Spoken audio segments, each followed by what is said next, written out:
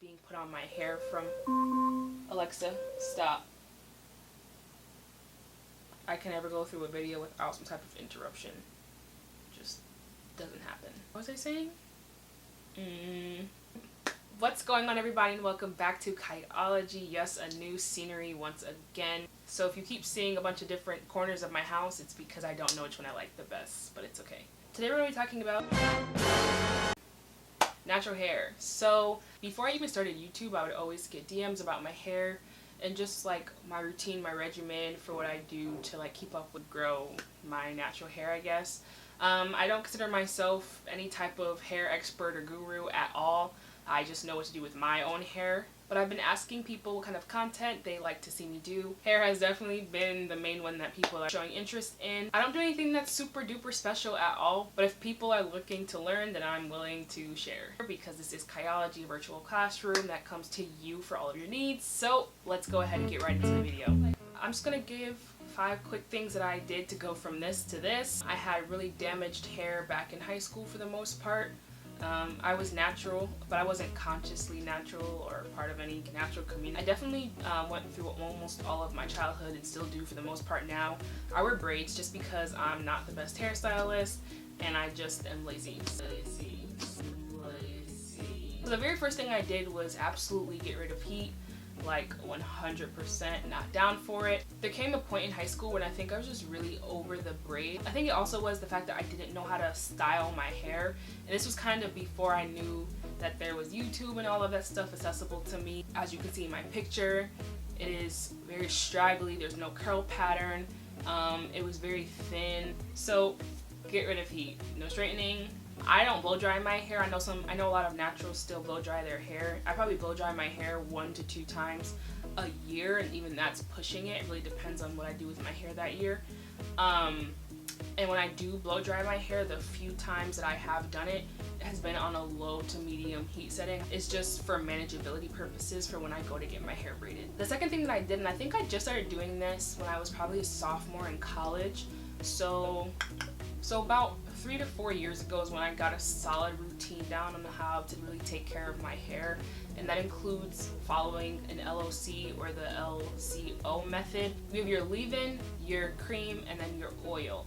That's what I follow because I have low porosity hair. If you have high porosity, then you probably want to stick with the LOC, so you leave in your oil and your cream. And once I started doing that, I started seeing immediate results in the moisture retention for my hair. I used to think that my hair just soaked up everything that I put in my hair. I would moisturize my hair, what I thought was moisturizing my hair, and then the next day my hair would be so crunchy. I was so annoyed. I would be so irritated because my hair is crunchy, but I put my hands in my hair and I have all of this oil and gook in my hair, so clearly there's product there that wasn't soaked up.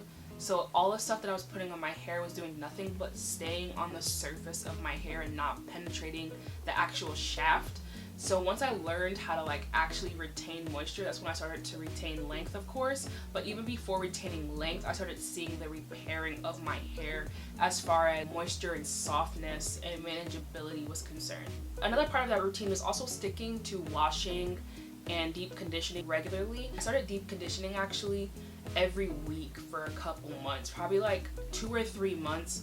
I deep conditioned every single week. If I could find the video, I'll put it up right here. I actually started to see a curl pattern and I got really hyped. I was like, yes, it's working. And then from there I kind of deep condition every 2 weeks, and that takes me to point number 3. I stuck to what worked for me, and I didn't worry about, you know, buying expensive brands that literally cost $18, $19 per bottle of product. Right now, again, like I said, there's no products that I swear by besides the things that are 100% natural. So I always use 100% shea butter and 100% coconut oil.